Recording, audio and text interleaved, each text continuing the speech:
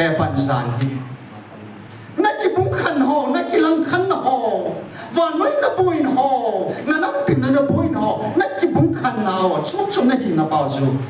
kin gas tham lo le ko si tham hallelujah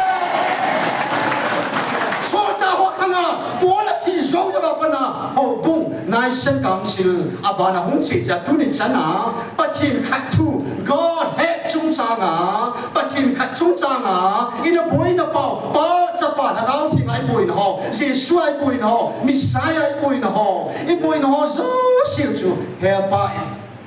na he diu cha abraham chu le na hiu the diu mo si chung na hiu the diu hi in zong na hiu the diu ma wi sen sui so cha so na hiu le na hiu the diu ma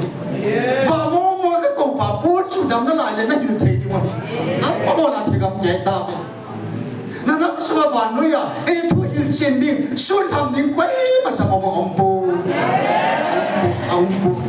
Hisen ba khangin kai mai ba hina la ching sen pa hin chut ba hina hing sen ba hina hing sen atil bol thina le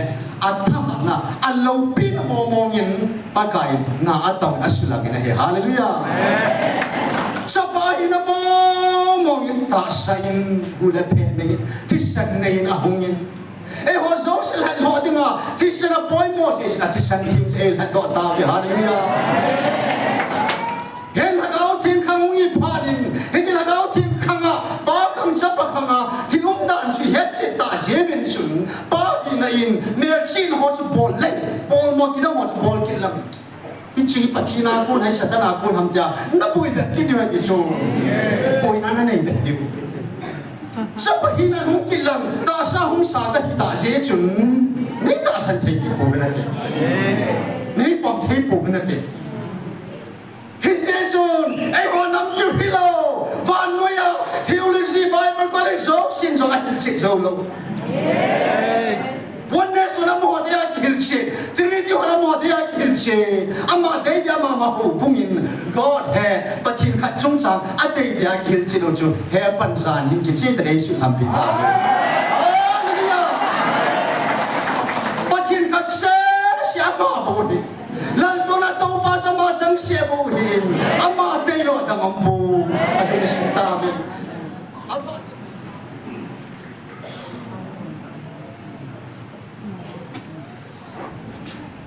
Nila tumba nam ngày lúc là zala tao dừng thea thằng mấy tí công dừng thea cái xuân dừng thea imai dừng thea ấy quay bao thằng thiên ý hồ ngày lúc dừng bắt thiên su thằng vợ là chơi ăn na min thân na tu là tuôn soi sang dừng ta hết lắm hallelujah amen hallelujah ông kaya pa pa Jose ni he mo kan se ri he mo tai na ngai au ti a he he che pathin ha ga pi ke hi seven pathin ha ga ben le pi nau pa chi na I ham tia tu ni I se diu tu ho he ang sao diu pa jong na pa kai min ni ke nai thi mo de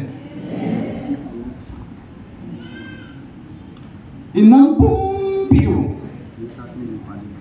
kum zawang Christian pathi ama in ho nung ba he Christa mi se zui nung zui in di nung ba inamu nang gan philing bai ta haleng ta yung lai bin pakai tu kumar sai som thum chun namasaw ba na ki pa na ki ni ko ai ka koi pi kam ti ho til pho ho kya ku na phat thei na chan ding ni ko ho na kal sia di akala simin angai dar su mar sai som thum chun kum sang ni le di mar sai som thum chun kal thum na se be di ahi hallelujah ik san diu phat thei na mo angai dar su akala chun kal thum I paka e ti pi ta Is it true in seven minutes down and maybe not to pay the music in town home April tarik som ni thum after 23 days ni som ni le ni thum tu bon jawa chun April tarik son ni thumin kalmi bo sharing na ita hallelujah ai his Robinson pakai sarni on the same kibile ma me tarik son ni la khat his ni coaching after 27 days his gap sun ka achun ni som ni la ni se in se do ba achun me 21 ni kal sharing ni na ne uzong kal sharing khat bovin na ki sem ho ta ve hallelujah nang ho hi na a na se zo diu thil a di po al hi zo chu ni som ni nga zo yun ta ri nga chen kal thum chu kal mi se zo nu min kal khat bo ki ba dai ta hi chi kal chu pa kai kal a ke khara Pasu champi na itabe, hallelujah. Ake kanin ba kanin su champi tabin, ahin la hilai bang sino ti diwam patin tu bichu. Adum dei bang anya kanin ho kilo nyao nyom zitsun. Hewa chen kal khaw chu thakat nung sie pe ovin na. Ahin la hechikal ke bo ke ba ta di nga chen ba kain. Ge yong sao tim tai. Ni som le ni nga ni som ma le ni after 52 days ni som ma le ni zo in him na kal se di zong e chi kal ke chu nang ho hi na na se dong ta lo di chun Michael Van til khuna Michael in ama na se pi di ta nang ho a ko in ama in hi chi ama in akila ta hallelujah amen ai ho hina i zo lo diu thi chun a thil siama ban thi ngo ki thu pi na pa kai a ha pin ma ko na a ha pin Michael Van thil ku da pa kai pi ta he hallelujah amen al hi sikal ke khat bo chu Michael Van thil ai thu pi dung sui ba in se la ta bi thu kun pi na chun July 20 ni chun nakal se diu hi Michael Van Tilin si masanga chun na pumpi hi nei kum ha ta bangin akat sai di tai hallelujah akat pe in na kamo ya akat singin he chu tupun July 20 nya chun nakal sia diu hi among sa akibat tai hallelujah among sa mo va tai di chu hi si among sa chu ba kain ni som so sa hi chu ei bilogen nakal sia diu tu lai tai van ne pumpia Olympic sports ki chi na chu ma he ikal se diu chu pakai akala hikal ni pakai nakal pukta ve hallelujah hallelujah pakai apai mo Hisi kal tu na se ma ba de ani ko mo nga sing ding ni ko zale som tum alu ilai hallelujah amen marsa ko na san sansu ni ko zale som tum pakai bisi sa disu simen et yung kita usilbein agi matapu ho nam wang sa pakai pathei san na di mo chu kal li sa matipuin kal khat sa matipuin kal thumati tung sing pakai zan din na set sai tawin ani kubo na ngawi tai hallelujah Example sai tawin skuli kai vne khai simovin av zeli ham ipi hiling ham bang sa ke pu ai ba final exam ba ngai lo tin ka yeng sai av yeli exam su pakai salin exam se on thei top swing pakai salin di bon sai ta ve a result we ngawi ta hallelujah amen example nong la exam pasik ding inam sungwa ngai tu dam tam song ho bang sun ka pasik di he zan ni kun song gun noi in pakai oi ngai hallelujah amen noi ni chive ni sanoi ni chive na bahara living ken pom de ding isi sa to ikina ni kupum kumin song ikipo ni pum kumin song sumin ni no in lo ni song na amen sumla sa sa so se tu in pakai sala inam Yung talaga talagang isenao, kaya pa tusungan ng adik lo, anong adik nga eko to kira na, inang piluhi, akad na, nam tuwa adik nga siya, inamo, kaya pa tusan kì cần thùng bố kì ấy sinh bị vào bác can yang sẽ ấy xe đúng bị nào về anh về nên in nó nông này và đi bảo bát thiên thằng ba đại bị này cái gì chú in cái xe đàn nó report cả bằng anh gì chú in nó cũng bị hành phát nào thì cái chú nằm ở đây á bác cái à thực tiết tung ra in bùi nó hồ này in cái hối nó hồ chú dàn hết sana gak sei lo the hung tin tu hin ani na hin isei no mo chu ata san ho thu ga sei ke ata san ho thu a hin zan ya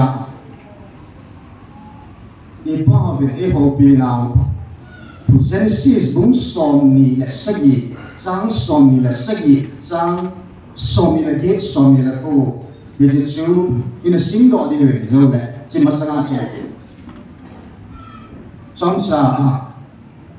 bác cái in nắm pi đi vào pi của na chỉ thu quỳ lại in nắm pi đi vào pi của in ai dễ in sa pa ni anh ấy ta khát chú ba chú sáu hình anh nào ba chú giả co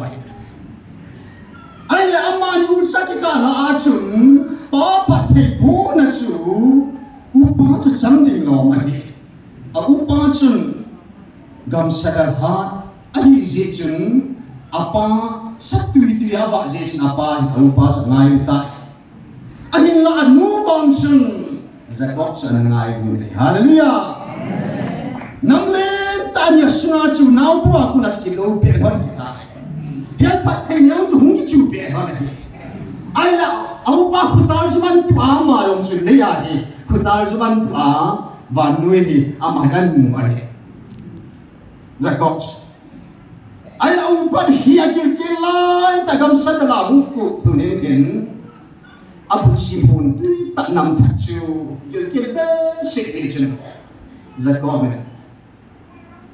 ne ki so sai ni be zo no ni chen an nom ta ki pudi ka ti po ki lai ati en au pa hi na to en kam pa cha na ju mang ta hallelujah ani na hi se pat thai chen na dinga chun apa hin tu apeta ke la tin kai tan gam la tin ta tui tin gam sa gadal kirin lang nei hon pi ki ta se chuan mun gu thi na ta hallelujah pati to gon ma ma pisi pati cha ki chu han ta na hi le anu chu at sa pa pan pi je chun anu tu pe du zuin chun bong no ke no ho tui tin anh hồn bị tại apa ang sunga patri na su ganat hadin kel gun sa kisilin is mangsa chun a ova zakwa bahina ati na awasu momong su apa sebagai mo si as ni ni pata ya ba ta chu atam la amul sulana isamul kita chu ayan lah sadar sa kita na hun sa kita hiya chun apa akul pathai na chu anu pan pi na zale anu lung thik thik na zala chun pathai na chu apa akul na long ta ni hallelujah yesu pathai thil to ko na ni hen van ya hin revival van ya hi where's revival azusa shoot revival toronto revival min thandam ta au min van ya hi revival chi là mà chắc chung chi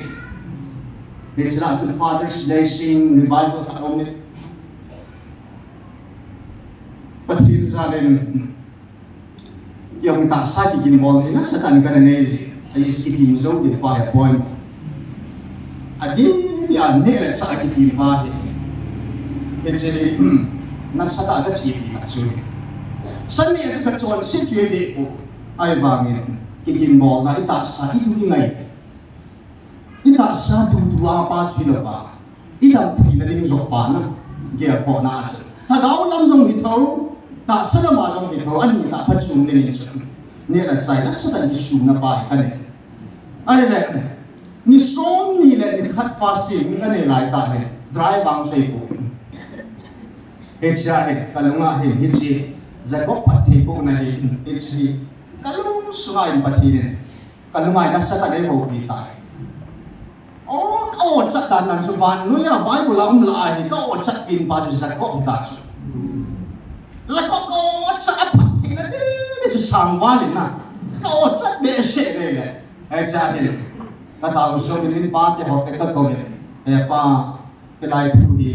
là những sinh hoạt xã hội số cái sinh sản cái sinh hoạt của các bạn xã hội thì sẽ thu đi cái sinh hoạt sinh hoạt thì nó tạo cái này cái ba cái cái này sản 2019 in kapahin paralysis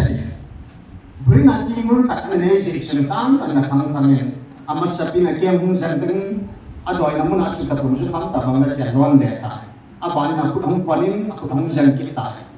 ayan zong ayan kuralay dihin ang ayan tukita po sunod at sunod aban akam alay adam ahung okay na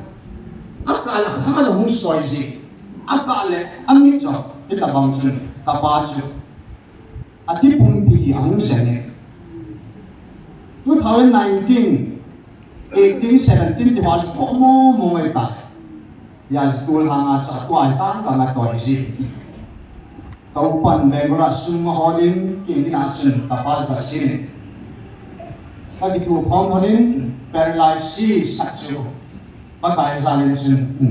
kinangkaso, kami kasin, alung hay na kang kasin do po na. Ay, na, miling ka din, ay, asin, niya, di kibelo, here. Kan hujung tu dia nak form, pakai minum dia tu ada form. Oleh, dah tahu bukan. Mungkin lo tahan ada itu ya. Kan hujung ni, anu ngak lain ngak merah tak sudah hilang semua. Di sini, kan hujung ni, dia orang orang jauh last pena. Kanun ini salam aja, ini salam, amahi, ya dia kat sunat nak ni tanah, alung aja kisah nane ji, kisah alung cuma aja dia kisah ni tu,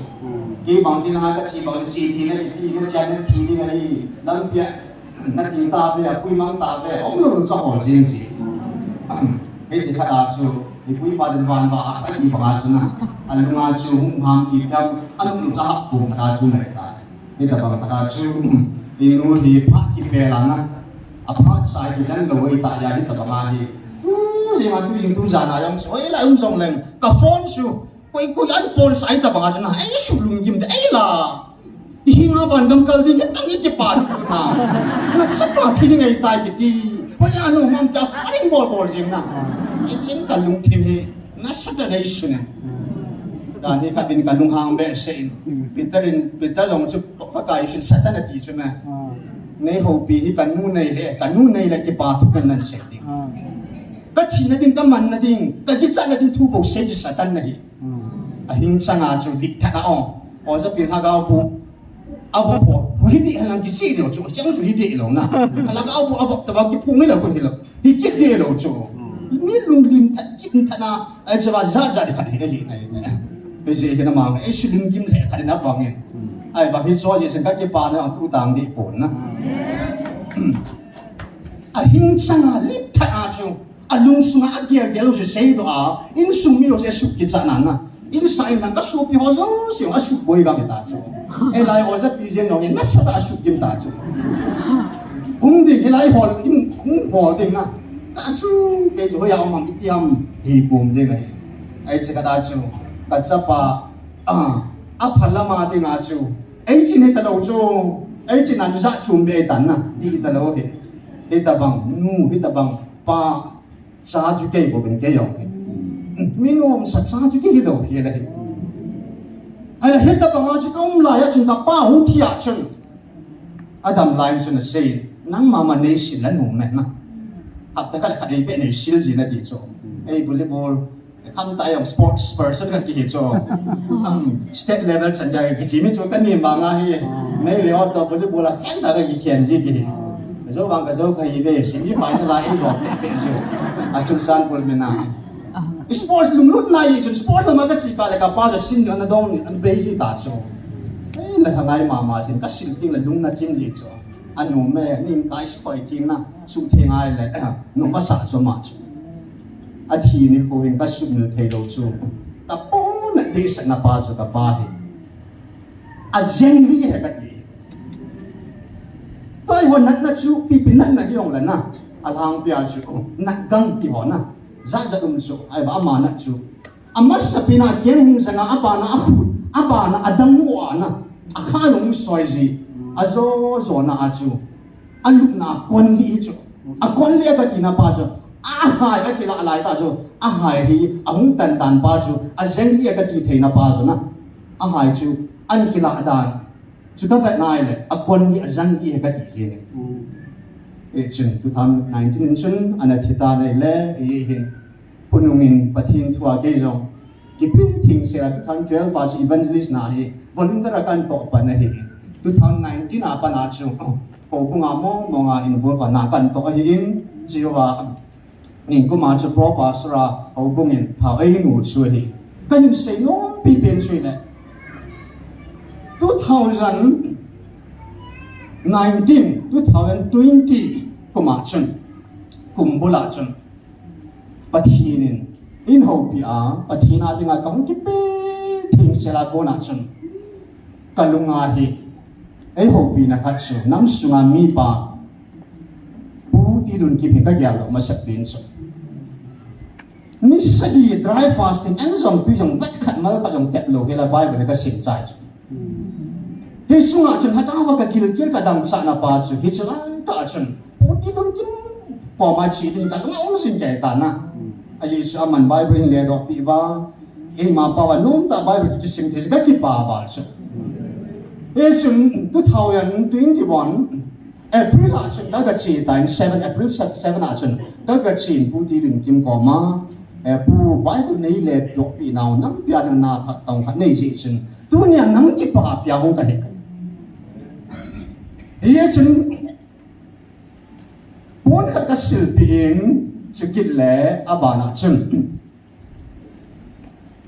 a cha lim ta khat jong nan ne de an khu khat be ne lim tin ka choi he chu ki chai zu in hin e pu ti khat jong sei ka te pa phat thei pa man tam da ni ka pa thi nung ka he dok ba ne ho kip ji so kip phunung lem ke ta he chun nang he pu hun sam khat jong tu nin ka pa tin mun khelin som pa nei din pi lang phat thi nei bu pa phat thi bu chu ka ngai sai nei tao pi ti in a ko ma ji ka ho lim ta nei le ta kin sai to bang lo be ka ji ta kin na to ki bang lo khat in sun kin na pa chu kin ka khel the bo an ti ke so ku kin pi nam pi pa father of cooking nation nam pi pa ta na min boy tai ba nei lo ho ding am pa tin mun a su na din thei lo ham ta ichi chamin taw na wang nei pi nangi paka katsa pa di ta pun paka ichi ka su pi pa ya ti he hallelujah ka su pi pa hi tin ka chunga phun ngam taw na sei nei pi a chunga ke pa thu ka sin ama zalin jong pa patin ka thang ba so de ai lai lung chi ma chu ai yong o ai ti da ne ki ti gel chu na pa da chu ki gel thim thei be se ai la hong se na hi le min kum me tar som la thumin van pathirin thagau thing khang hi to ki hanin chapa khana chna main bethlehem mui noinung Euphrata nam noinung pe in sum chan tingin pakai chu ami the Israel te Juda te ho pi dingin pakai chu mu thei ta sa hong ta ne hallelujah ai la pakai sama cho thi na ki wina thau do ti tan a thau do pa din chun ke mai nei ve vin thagau thing ka hi thagau vin bu le phe nei bu a de ta ai la hi chi thagau khang chu ang chi nei le tu thagau thing khang mo hi phot sin na in he pa in ai ho ku ki cha te ai ho building in he pa in nin ku me tarik som la thma chun thagau thing am mo na ke thagau thing ka hi ki phot sin na in amma ta in alal do na dal ha in pung khat pung ni pung thum walin te chini chu amma sapin dingin acha de ho pita be hallelujah his hong che nei le o ja pui na sei ji we gam lot at is na sagu ti bang in sung yong ye pathina kun chan bo chu thaga ba kil ki hol chula o hem pathina kun chan de lo IS IPS dinga ikita lo hilong inam sung hi banga le kha ki bu lo hilong chua ti san kyong phe cha cha di lao hilong cô chỉ bây giờ để lao lòng, xung quanh là đi xung luôn được vào, lấy xin à officer cái gì đinh bẩn, hi bằng ai đi chủ vai này, bắt thiên na quân hi lo ham thì, cõng phật xịt nông in, bắt thiên na quân hi thì cõng một xịt phạt in, bắt cài qua mà, cái kỹ thuật mấy là bắt cài chân in bên tai hi, hallelujah, hi xin nhá chú kinh bắt cài cái câu thì, ama cái câu sẽ làm cái câu nó toàn bộ đến bắt cài in, nên cũng May 26 Zan Friday Saturday chu langsing sung lang ki ha de ngai tan Saturday Sunday 26 Zan chun Dr. Hedrin phone pathin khagau thing nang jong nan ko be hallelujah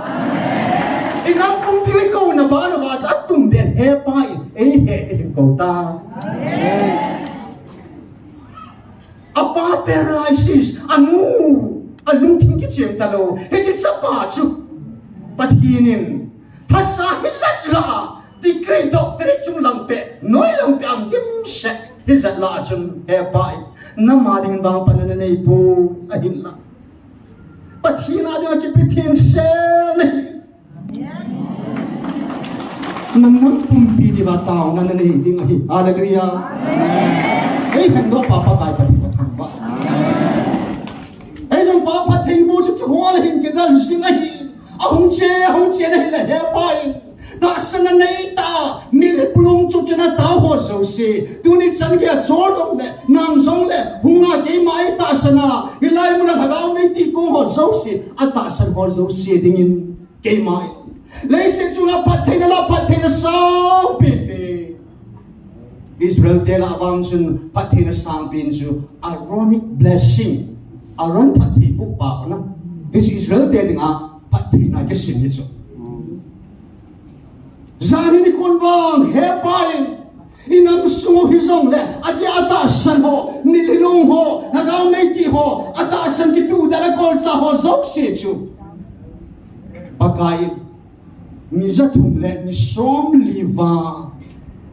thagao me ti va in ki bu do ba zaka min pakai to ki bu ni le apu zo lo de pha ding a khel we he mo pi tai hallelujah e ho dong ni za thum balin bot phan win he pa la to ni thei da puin ka chap te hin a pu ni to ki bot ha wan ti ho dang ki bot ha win hi je chun za ko phathi ka bu ta bang chana ata san ho phathi ka bu tai hallelujah ki bo che ke na phasu ke na ati a ke ma live a ke ma hin kwa ka chandan pa Puti lul kim jai pe nom lo ke ma dei sa mi pa kha ka pa din ma ka khia sa ka bol ka lung na chim lo a hilla pa jok si pa di ta van len pa ha chum pa kai pa thinin jacob ta thi bu chu ka chang tai na chang tai i chang ta be hallelujah hallelujah hallelujah cái chi phát thị sang ở đằng pin hol còn lại đừng không aban na hol bia lang na bui de ta i hol i mu nu nga chi chan nu nga chu i mu i chan no pa kol cha pha de ta hallelujah pat thei hol bia pha de ta puin pat thei chan pa hi kol cha pha de ta za kom na thi chan ya kol cha hi nang le ke i thi chan wa kol cha di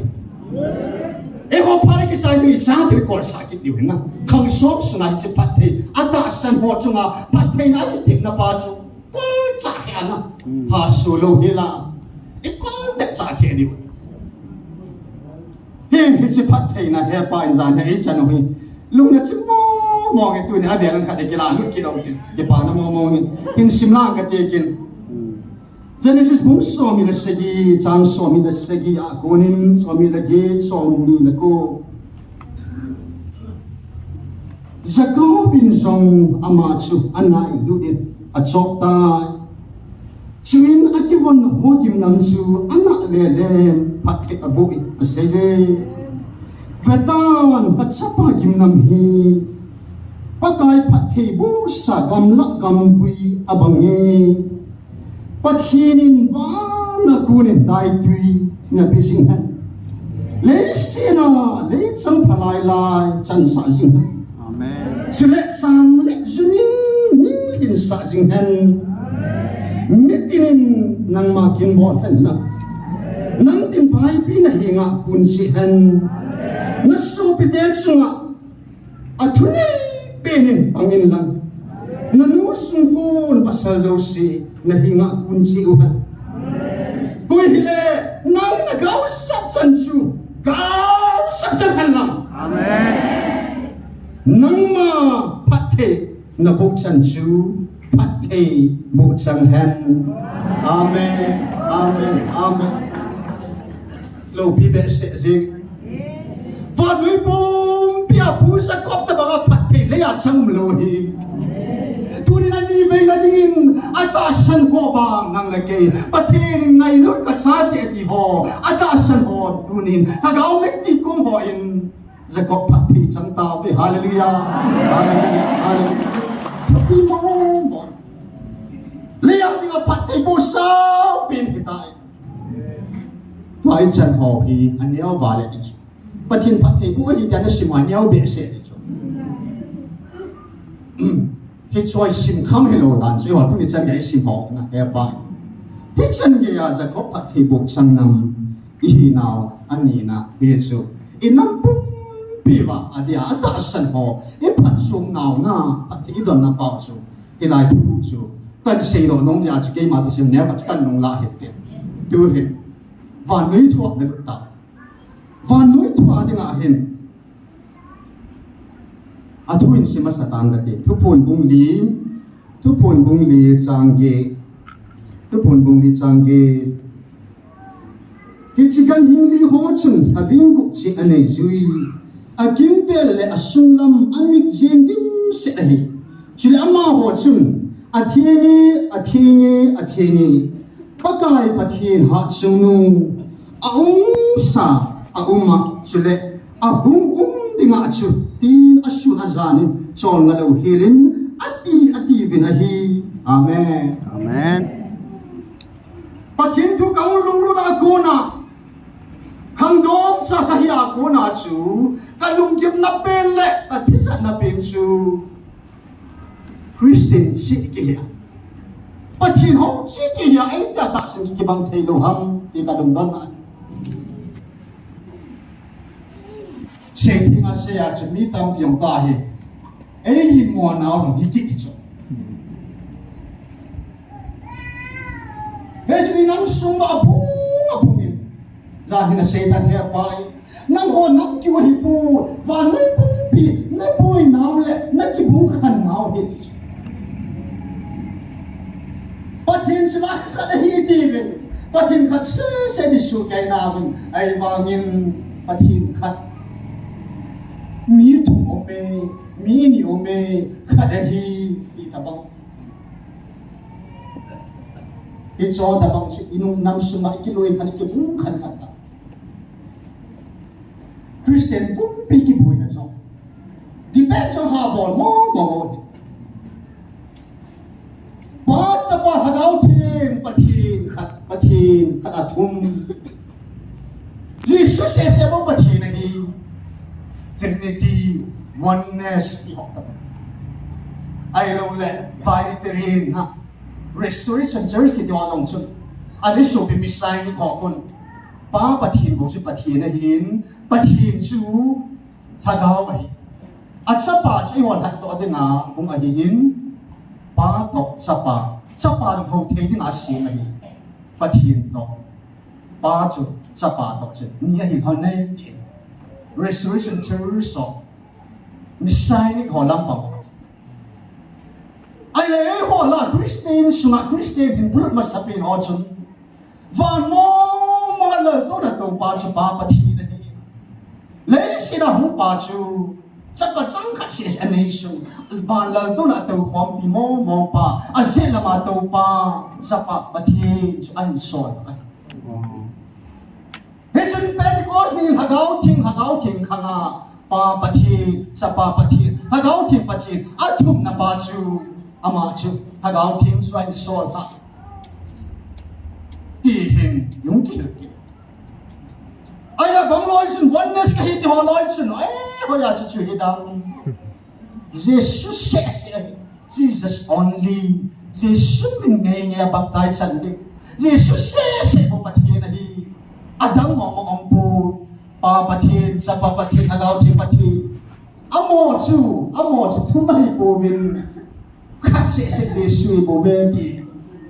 ra nhà xây mang chân Bible là bung pi lo vin ai mo dei lai pen lai ji pi lo vin bát thiên su bung ni ho vin bát thiên sa sang ni han ta vin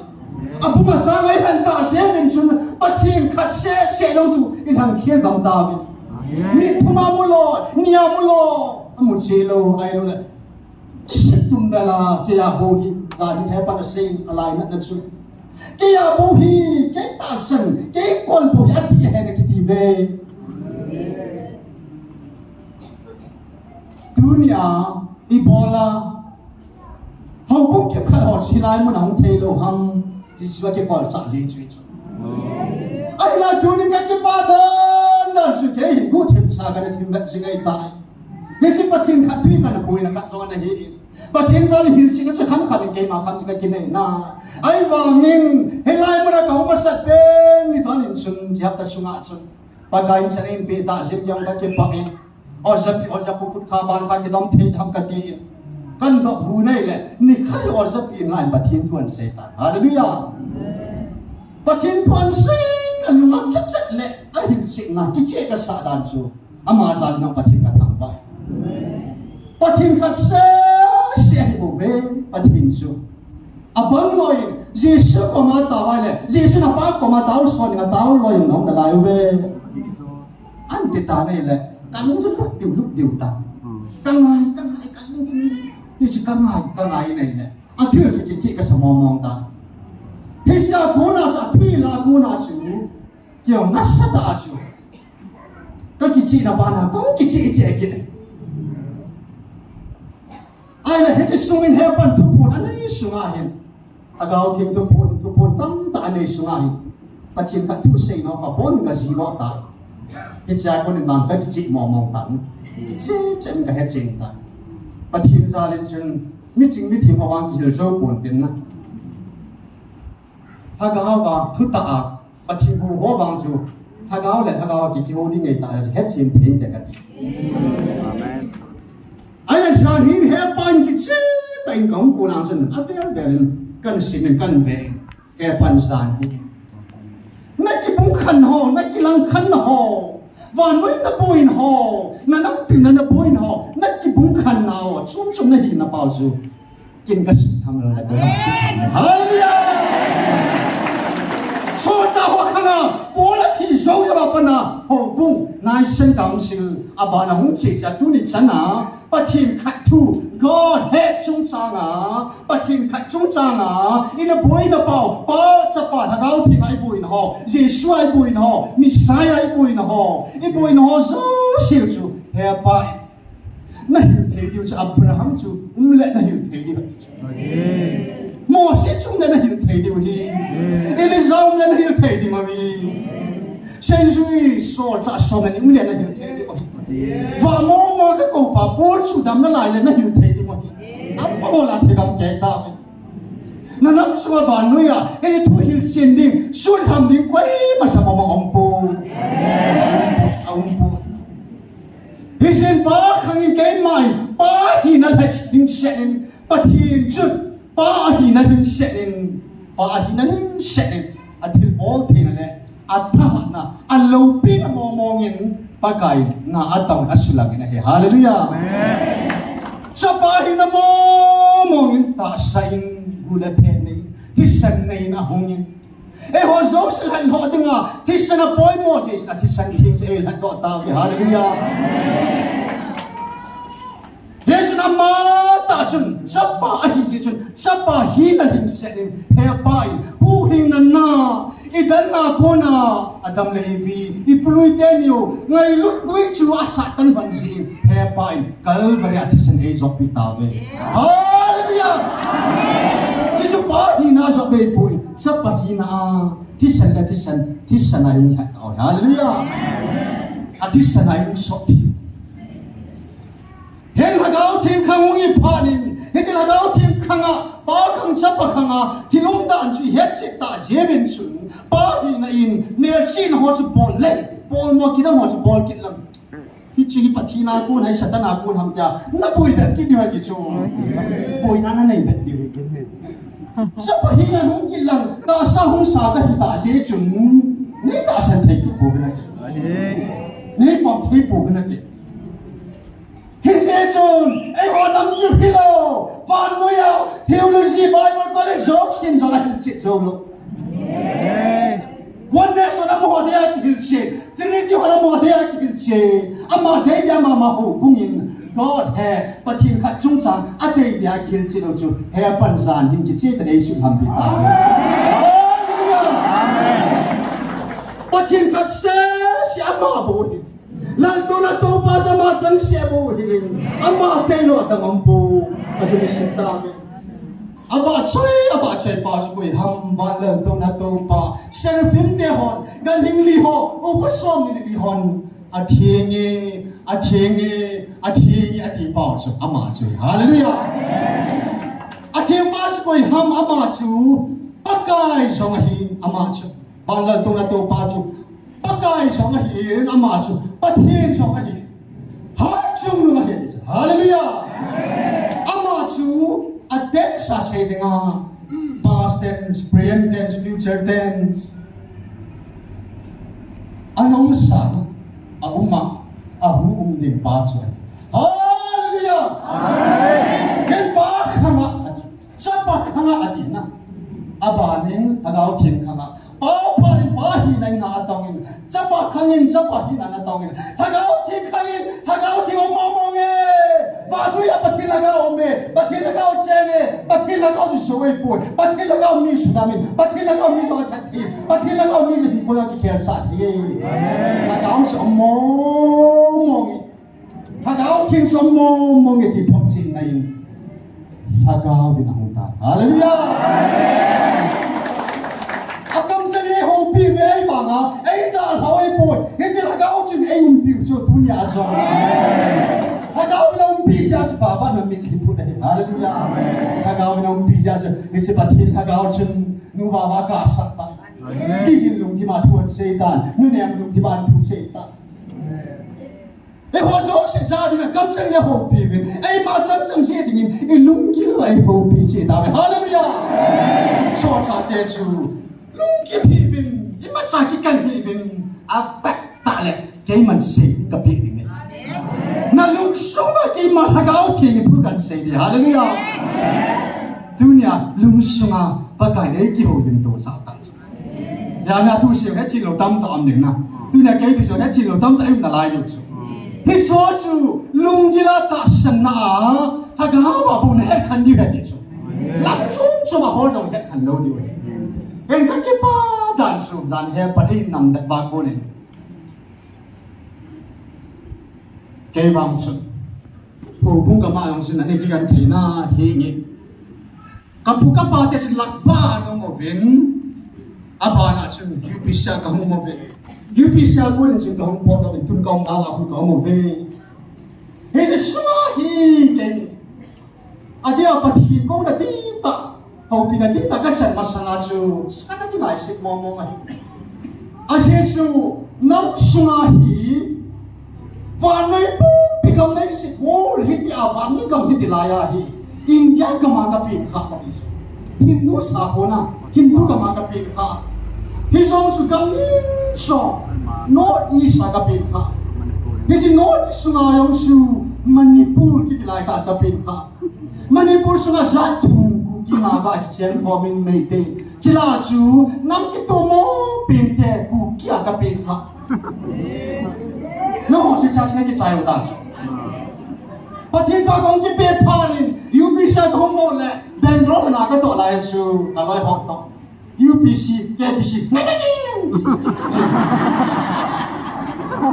anh cho sao làm kiếm lâu anh cho làm kiếm lâu cái của mình tiền in sung cái nào cho cái xe là na cuối trái cái bát cái kia bộ cho ba năm đồng na hết thì trong cái xe đây là anh cho trong KBC ba là UPC ba về liệu chứ pastor tên là thiếu thế mà lâu cái đó mà lâu KBC ban UPC ban cho chi khi nào coi UPC ban KBC ban số cho lâu thế nào coi cái nhà thì kim cho xong thì UPC khát hiệp bên đi bớt khát cái lại muốn ăn cái gì họ cú ta sẽ nạp lại ta về ta sẽ nạp lại cái gì ai lâu lệ cái quý bà thì gì khát đi nên cái bộ nó hóa là conทิ้งเงาของแกหรอกกูอัดน้องหอยเฮียสิเขาบุ้งล่าสองสิมีสิเขาบุ้งเปย์ยกไปสอนสองอันนั้นได้ลูกเขาว่าจะเป็นมหาจุกันที่นี่มันมีแรงช่วยกี่ตอนตะปูเป็นเตอันนั้นดีป่ะเฮียจูตัวฉันแกอ่ะเวลาอินสุงอ่ะปากกายทัศน์เด่นอิมูนั่นไหนจูเขาบุ้งบอยหลังใส่เลยในทางในปาร์ตี้เชียร์ที่ดิ้งดีเห็นจูยิ่งพอได้ก็ชุดละไอ้เยซูมันสารพัดเนี่ยถ้าพูดถึงกินหมอที่หลอกกินเท่านั้นไอ้บางอาดุสมาปฏิดูปัตตากันคูณสมาโคนินกันเฮ็ดจิตสมาโคนินอันนั้นดักนั่นเองชูภาษาหัวจงกินสักเข็นละเนี่ยเฮลายมันก็ห้องตาเลยปฏิกันลุงสมาจะได้หัวปีตาอินห้องตาตายkalau ini kita bisa siapa juga hanya tu kompetitif kompetitif tay. Abo ni pakai hanya kita kompetitif bukan itu, wah tengah kompetitif tay. Amo bangsa lalu tim baga berday le, kata bawa hisi ujo, akhirnya apa nak suku le ujo. Aku mungkin nak bawa na. Henkan pun ada siapa kalau ihua ada sen ihua cuma kau te, ada sen ihua lah sen. Kan mereka lungtang tani le kuisan kan botai. Hepa kabribati lahung ni cui. Na to adi yang hepan na pa bin aise isai tai na hisong na indong bin ti so. Ipu pa kuisan nong so kitir ko na indong in sei india se kiro tena. Ne pe ko ro kam chu hepa. Yuti ha. State ha. Country ha. Aise. Hepu kuisan. Upias na ni ama than na chuna. Ada orang tu siapa tahu itu. Ayah cukup hiti cening gamnan tu, ayah cukup hiti. Apa kita bertanya? Hebai. Kasar dia dengan gam tu kapi boy. Panai pun pilih munzau si kasar dia dengan kapi sah boge. Haleluya. Ayah pucun country kita hintelet itu. Hebai cikan cina. Wadah tiga tu. Koi sen ensana tak anggap. Hesipan kadin dong ovin anti kalau dong obo kadile to adin kadai bo kadai kim lang kadai hobung kadin ke hobung adik nang adik bo ke kasu cai nang kasu chat lo din kadai wen apung pung na chong alang lang ka kilang khanta ve aku tile su chan tu le hobung nang man kadam su man nang pu do hobung mong chu hoi chi pin ku ka hiu kita so KBC ka hiu ham, UPC ka hiu ham, KCC ka hiu ham. Kaya padan don pun na chu. Kinai mati chan kat sa tek kilang khan ki bung khan na ding ho bung tu kapu. Hesi na ta sao hi kai mai kat chen na ding ka pu do ho bung tim chu. Hesi ta sa hi ho bung chu hi. Hallelujah. Amen. Kasi ni kuapan yung kayo mga kating sata. ABC ka po ay mo sa tabo. Kung building ka sa ato tupi ay po. Pathin chen na hichi alagaw. Chen na hichi su. Ataasay ka nga ilugding. Alagaw hulot. Hindi na ataasad ka dyan na. At sa nung tabang ato. Hindi nga iban sa tao. Hubong lang ang hubong. Boy mo pinpagayad sa nung yan. Pathin sa hubong. Kichilo di bugim lo ko sa. Ajan le na taasaw. asunga cheng hagao cha hu him pi sin hallelujah he pa lu hei na chui bo cho ai hoin ho pung e bi sai ni boy da no ba asung pa e boy da no ba a constitution adan boy ai boy ba a cho so si boy pi lai ba he pan e don mut pi apa na ke che se ke ta no nei gi mo jong la chun nei gi mo ka hi lo bo la ke boy ta to hi ta lo ku hầu bún lòng phụt hiệp đẹp tăng hầu bún này bà bác cải nó phụt ngay chứ hallelujah phụt nó phụt sa tái là phụt nó chỉ chứ chỉ phụt nó bằng ngay chứ inside nó phụt ngay mới phụt nó điều chứ à building nó phụt điều lâu chứ mà inside hàng bà mấy cái hoa là chỉ đang nằm trong hoa là bác cải hầu bún bác cải lên gặp cái điều này hallelujah hầu bún ta thái phụt điều chứ mi ta thái lan điều chứ mà ai suy nghĩ đâu mà ai chỉ nói không là bùi đất họ chú ép bắt cô, thế xin họ cũng cảm ơn cái này thầy bé sẽ này này, đi à hình à dễ chú,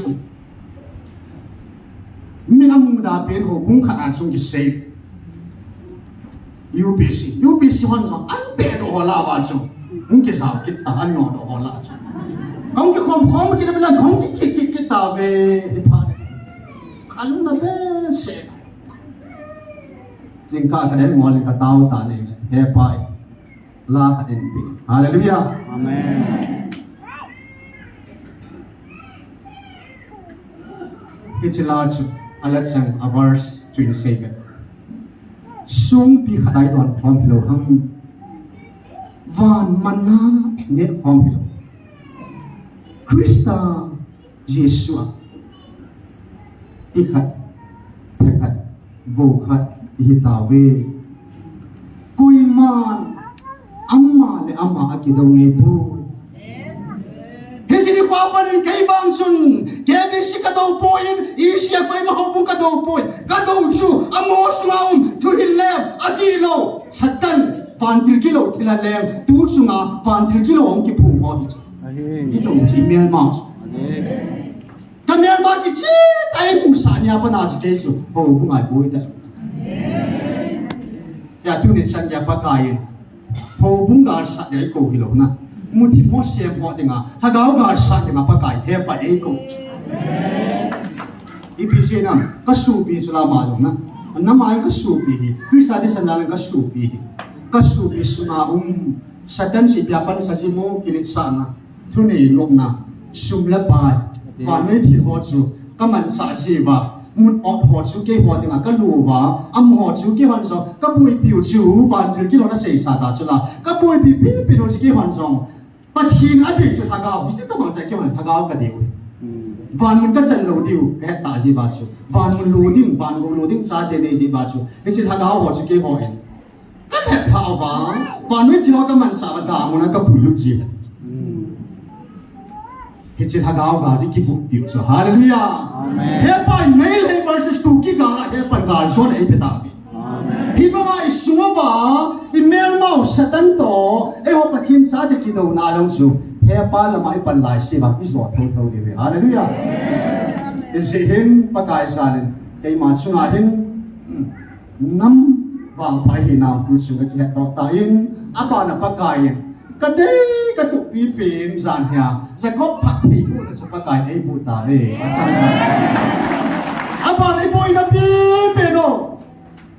ni boy na o ki loi khom na ho bung ho ta san thua pathin khat se hi na tu he pan ei su tham pi ta ve amen a ko de le ta san khat hi vai ko ta ka dong i ting le a cham no ila ka hi dio ta ke chen ni hin he pai inam pi ei pu hoi na hao it's until tum kalau tu mai share hum pi sim ke pa thu sim ke van pat thei bu na pa kai le ya de pat thei bu sang pe cha ko pat ke ei bu ta sim ke pa thu se u tin ei van nam ki hilo van nei pum pia christina de isu len pe boy now len pe pathin khata san thua inong bi ki hin na pau he pan sa na ki chu ta isu tham piu tu ki che ta ta ho ei pe 7 ke pa thu se u tin kin tao zona ini tang kete